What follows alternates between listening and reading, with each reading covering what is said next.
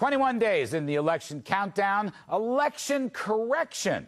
After a fab run, are stocks poised for an election correction? Let's see what our guests have to say about this controversial subject. We have Don Luskin, Chief Investment Officer at Trend Macro, Joe Lavorgna, Chief Fixed Income Economist at Deutsche Bank, and J.J. Burns, President of J.J. Burns and Company. Gentlemen, welcome back.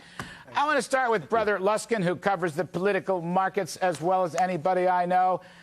PAYGO spells tax hike, Don. It's not going to be as simple as many people think. They're not going to give Bush a straight up and down tax hike vote. The extension to 2010 can be completely overruled by the wrong kind of PAYGO, which would be revenue based. Are you worried about this? Do you think the stock market should be worried about this?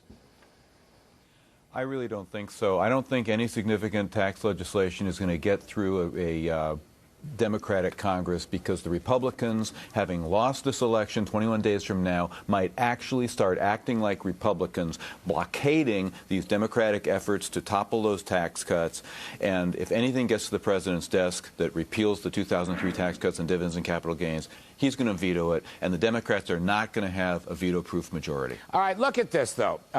They may give Bush a Hobson's choice. This is what I'm worried about, Don. In other words, I don't think it's just going to be a tax hike bill.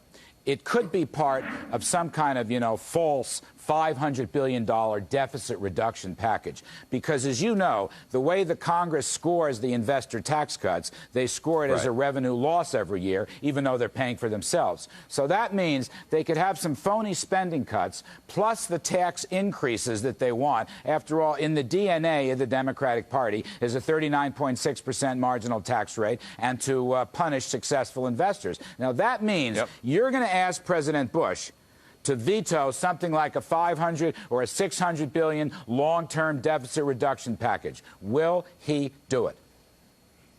I don't think he will, because he can proudly say you that don't he's think he'll delivered veto on a it? major... You don't think he'll veto it? I don't think he'll sign. No. Sorry, I misspoke. He won't sign it. He will veto it because he can say proudly that he ran in 2004 on cutting the deficit in half by the end of his second term. He did it with a year and a half to 2 years to spare. That is a proud record. Nobody needs to worry about the deficit now. It's just not a salient issue. 1.5% GDP on October 27th, and a few days later, a lousy jobs report.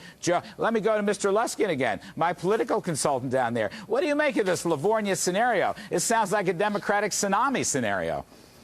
Well, Frank, to be perfectly honest and be respectful to your guests, I think it's ridiculous. I don't think millions of voters are going to go out there and vote based on some preliminary GDP number or some crazy jobs report that's just going to get revised up by 80,000 jobs the next month anyway. This is ridiculous. People vote their pocketbook. We got a 4.6% unemployment rate. We got a toppling gasoline price. Everything is just fine, and that's what people are going to vote on. Now, that isn't to say the Republicans are going to hang on to Congress. They got plenty of non-economic problems, but don't worry about the economy. That's going to help them.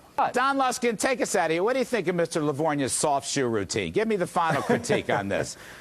Look, all I hear is a bunch of econo-technical analysis. We're just looking at a couple of recent figures from government agencies, and we're getting out our little rulers, and we're fraying our cuffs, and we're drawing little trend lines.